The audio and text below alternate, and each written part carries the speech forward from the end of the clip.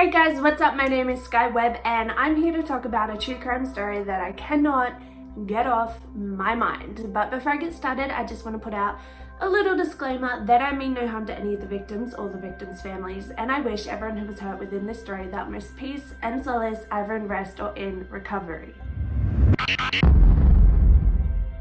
The Soham Murders refer to the murder of two young girls, Holly Chapman and Jessica Wells, and they were both only 10 years old at the time of their murder. Jessica Chapman was born on the 1st of September 1991 and Holly Wells was born on the 4th of October 1991. Both girls lived in Cambridge, England, and they were best friends. They were like joined at the hip. Everything they pretty much did together, and they didn't live that far away either, which was obviously really helpful in them being best friends and doing everything together.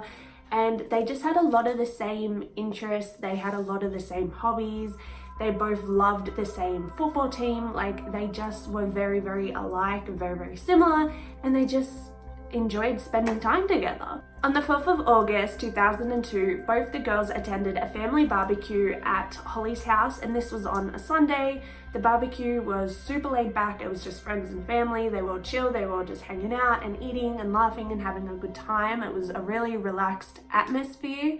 And at around 6 p.m, both the girls decided that they would run down to the shop to go buy some snacks. Everyone at the barbecue was still pretty preoccupied though. At 6 p.m, everyone was still chatting and eating and like having nibblies and like talking and dancing and whatever. So everyone was kind of preoccupied with their own stuff. Everyone was kind of busy, so the girls didn't bother to ask for permission. They just went. By 8:30 that night, their parents kind of realized, hey, no one's seen Holly or Jessica for like a minute. Where are they? But no one like freaked out. They just sort of mentioned it a few times, and then eventually they decided that they'd go check in Holly's bedroom and see if the girls wanted anything to eat. They just literally assumed the girls had gone up to hang out in Holly's bedroom. They didn't even for a second consider the fact that they might not actually be here. And then when they realized that no one was in their bedroom, they checked the whole house. They had everyone searching. They actually had all of the barbecue attendees search like the backyard and the surrounding area and the surrounding parks and like streets. And then finally they decided, okay, we need to call the police, and they filed a missing persons report. The police responded really, really quickly, and they showed up and they started searching, and they couldn't find the girls either. And then the media sort of caught wind of what was going on, and by the next morning the girls were pretty much plastered all over the news saying, hey, these girls are missing. And I feel like I've done a lot of cases lately about missing people, children, girls in particular, and it's so scary because sometimes the media can have a really good positive impact on the case, and sometimes the media can have a really bad, dangerous impact on the case. So the fact that it was sort of presented to the media without the family actually getting a say in it would grind my gears if that were me in their situation, because they didn't have a chance to like make a decision, if that makes sense. But this town had a really tight-knit community, so as soon as it did hit the news, it spread around the community really, really fast, and they had a lot of people out searching for these two girls.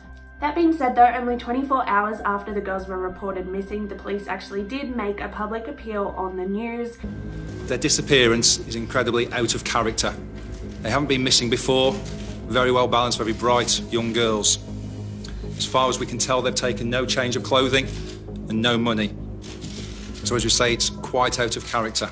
And then so did the girls' parents, and that's always heartbreaking to watch parents give a public appeal when they've got a missing child. It's just like devastating. I can't even imagine being in their shoes, and it's just so horrible to see them trying so hard to like hold everything in so that they can do what they need to do to like, you know, do the appeal, and it's just so brutal.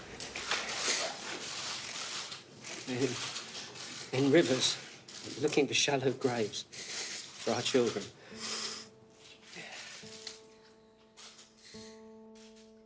Increases. Obviously, we love them so much. We just want them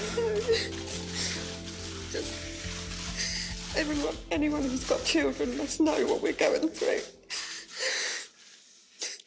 But nothing really came of these appeals. They didn't really have any like information come in, And then on the 9th of August, this local sports centre, they released some CCTV footage that showed both Holly and Jessica actually entering the store on the day that they went missing. But that didn't really help the case in any way. It didn't really give them any information. It didn't show whether they were deciding to go somewhere else after that. It didn't show where they were going, where they had come from. It didn't show anything, so it really wasn't useful. The police did try to think of a couple of different theories as to why the girls might be visiting the sports centre to begin with. They thought maybe they were meeting someone, it was a drop-off point or something, but they kind of dismissed all of that. And then after this point, there are a couple of tips made to police and calls coming in about the girls, but most of them were complete nonsense. Most of them weren't helpful at all.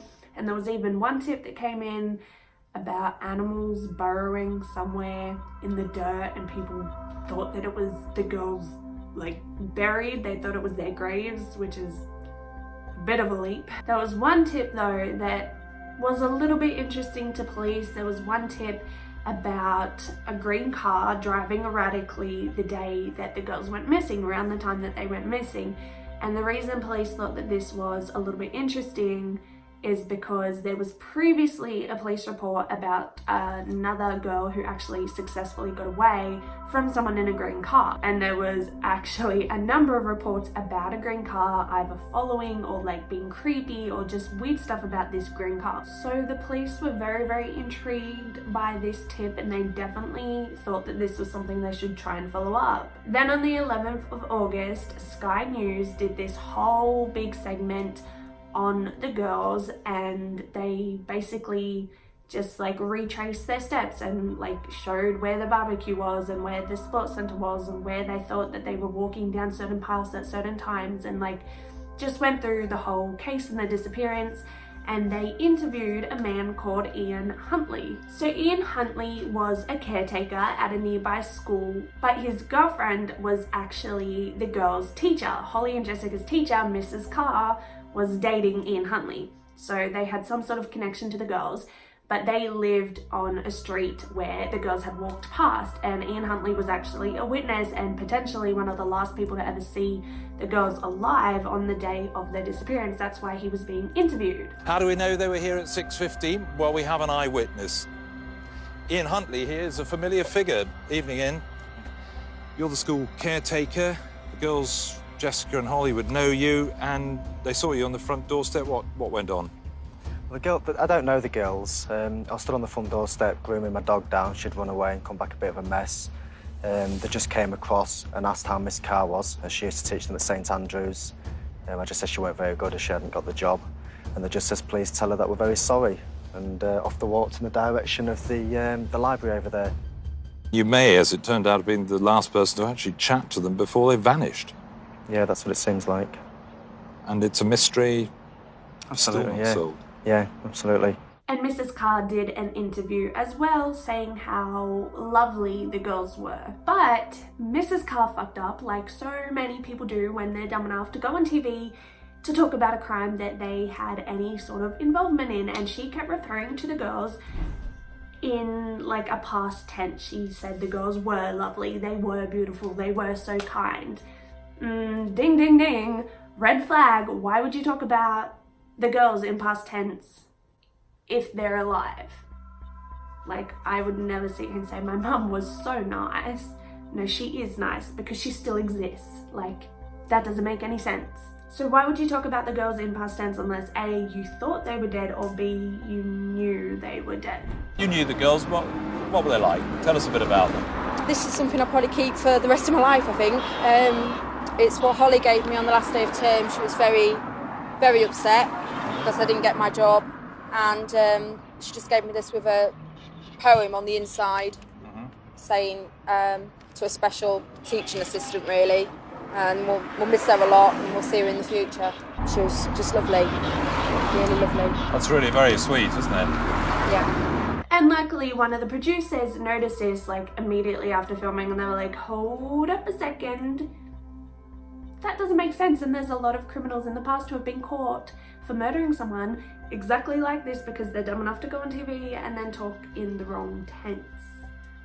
So red flag. Everything the couple did at this point, after this point, it all just seemed really suspicious, and then the police sort of started to question the things that they did before this point and after the disappearance, and it was all just a little bit too sus. So they both got brought in for questioning separately, of course, because you shouldn't be questioned together unless you know it's in the case of Tamla Horsford, in which case the police don't care if you're interviewed and questioned together, but that's neither here nor there. So moving on. So both of them were questioned for a couple of hours, but they really got nothing out of them, and both of them maintained that their alibi was just like sitting at home all night together.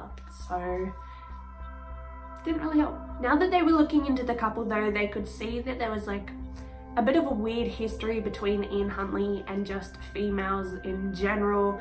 He was previously married, and then he like held the marriage over this woman's head because she actually left him for his brother. So there was like a weird thing with him and his brother, but and then he previously gotten a 15-year-old girl pregnant, which is horrifying. And then he'd also been charged with rape for raping and stealing from an 18-year-old girl, and he was only 24 years old at the time of being like charged with that. And there was just like a long weird history between him and women, or girls really I should say, and he actually had a bad reputation for it. He had a bad reputation for being manipulative, for being a little bit abusive and forceful, and for being very like into younger girls. He really liked the girls that he could sort of manipulate more easily, and he had a reputation for this. So him and Mrs. Carr, when they got together, by the way, Mrs. Carr's name is Maxine, sorry.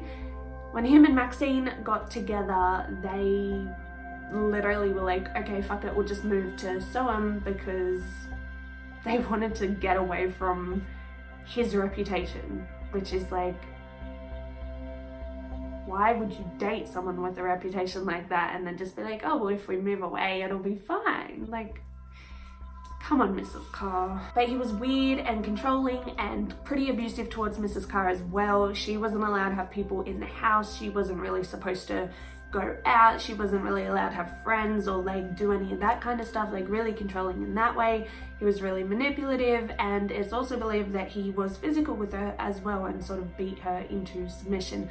But none of this came out until, you know, after the fact. So despite getting nothing out of the interviews, the police did start a formal investigation into Ian Huntley, and they were given permission to search his work, his house and his car. And at his work they actually found some really, really important evidence.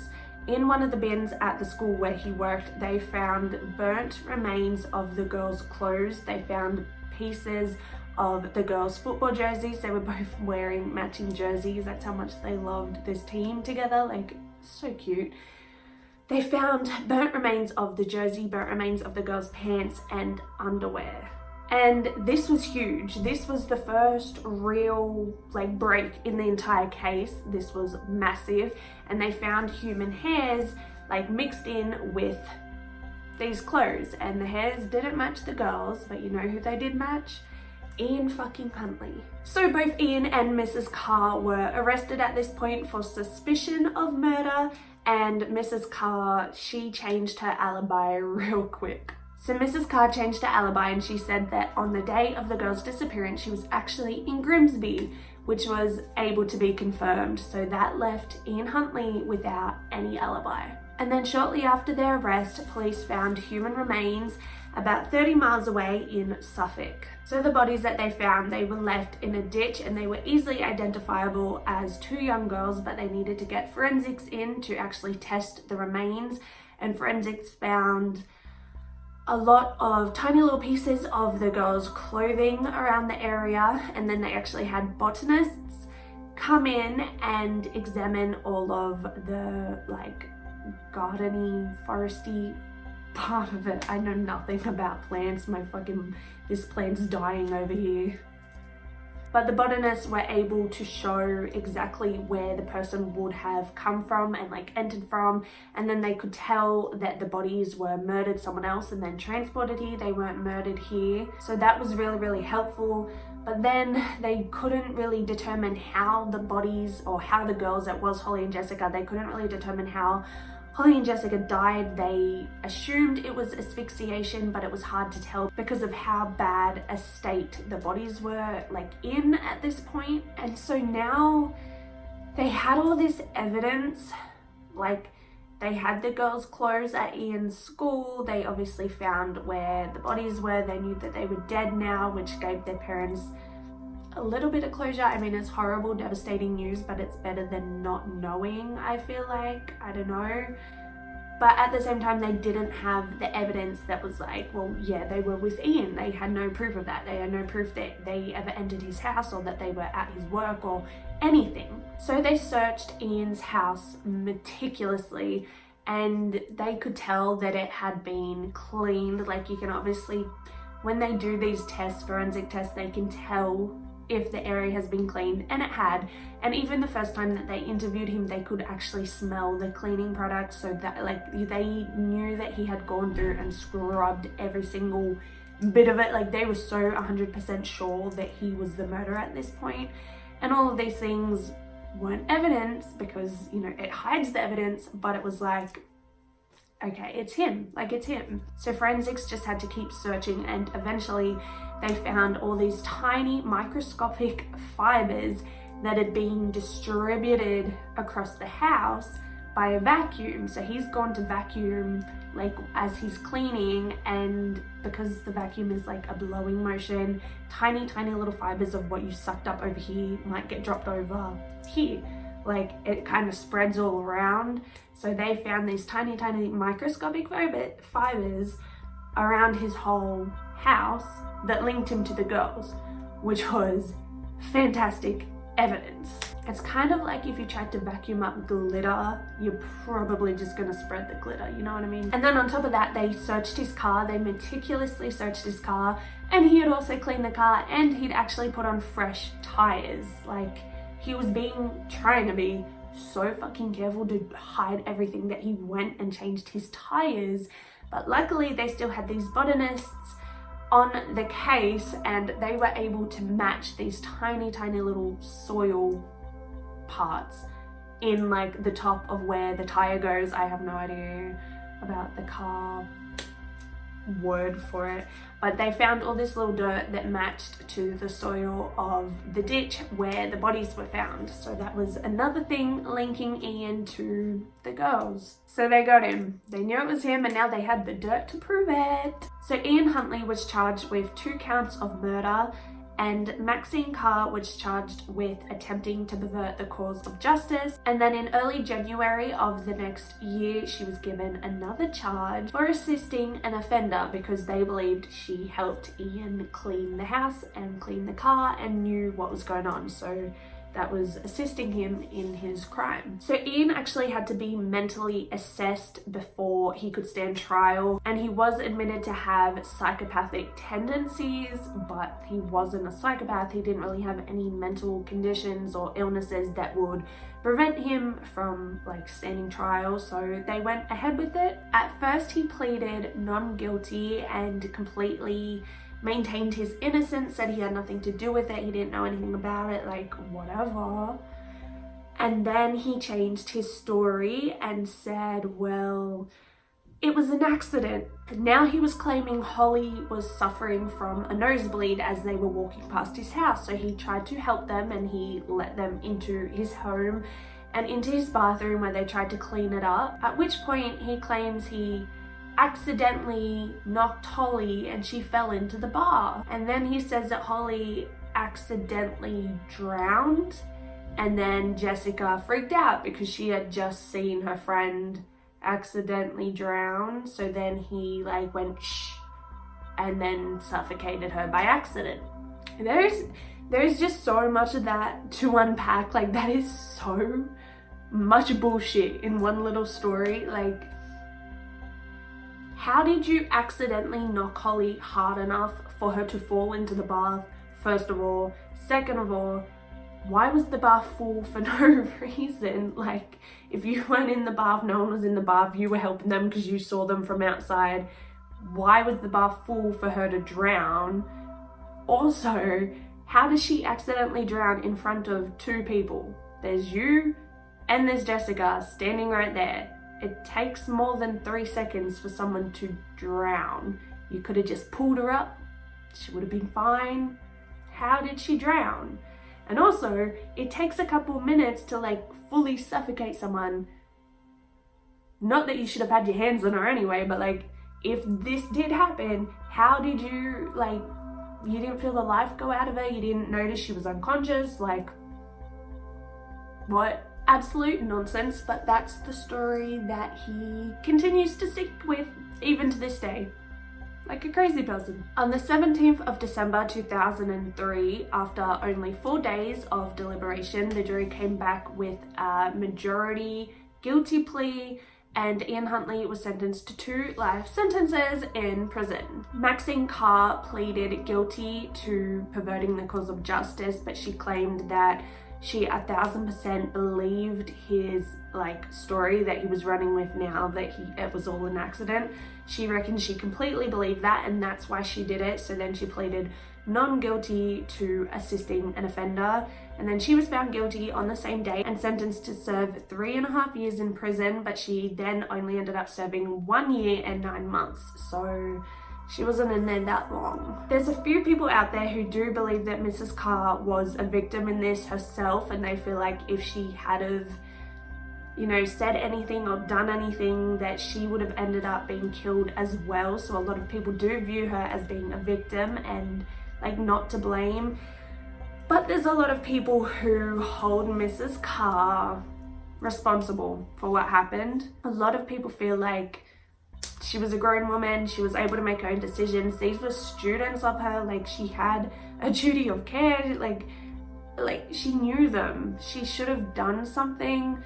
And because of this, the courts actually felt that it was necessary to give Mrs. Carr a new identity because they felt like her life could be in jeopardy. So usually they'll give a partial identity to someone who's committed a crime, and I don't really comprehend a partial identity because it's like they give you a fake name, but it's not a legal name. So it's like you give it to all the friends you make, your colleagues or whatever, but then legally you still have to use your legal name.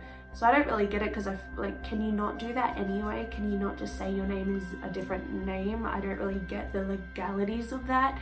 But in this case, they actually gave her a full brand new legal name, which is really rare. The only time that I've known someone to get a full legal identity was in a case I did recently, which was the Maribel video, which I fucking hate Maribel. Oh my god, I hate her. But I understand why she needed one, because she could not have possibly lived her life if she hadn't had a new identity. Mrs. Carr, I feel like, could have, so I don't really get why she was granted this. But as it turns out, there was actually a number of different women who reported being harassed or attacked or beaten up because they were mistaken for Mrs. Carr, which is absolutely crazy. Why are people so angry at Mrs. Carr that they would actually go out and attack her? That's nuts. So I guess the courts definitely made the right decision to give her this new identity, because otherwise, if they're gonna beat up a woman that they think, I don't know, craziness. And as for Ian, he tried to commit suicide he collected a bunch of pills over a span of a couple of weeks, and then he tried to overdose, but he was returned to his cell within a day, so he was fine physically anyway. And that is the Soham murder case, the case of Jessica Chapman and Holly Wells. Let me know what you think about this one in the comments down below. I want to know what you think about the whole Mrs. Carr drama, because that is so weird to me. I find it so bizarre. Also, let me know what you think about Ian's story. Do you think there's any ounce of truth to this? Or what do you think actually happened to those girls? Because we never will really know, what happened? What did he say to them to get them to come inside? Did he, what happened? What do you think happened? Let me know in the comments down below, or you can head over to my Facebook, which is skyweb with 3 B's, or even my Instagram or my Twitter, which is all linked in the description. Go check them out. Be sure to give this video a big thumbs up if you feel like it. I would really appreciate it. And be sure to subscribe so that you can see all my new videos. I post every single Thursday all about true crime, and I would love to have you be a part of it. Make sure you guys are being safe out there. Don't come forward as a witness to a crime that you committed. Don't go on TV and talk about people that you know are dead if you're pretending that they're alive. And most importantly, don't date people who have multiple rape allegations and multiple bad reputation stories about being creepy with children. Just don't do it. Thank you guys so much for watching. Be safe out there. Bye!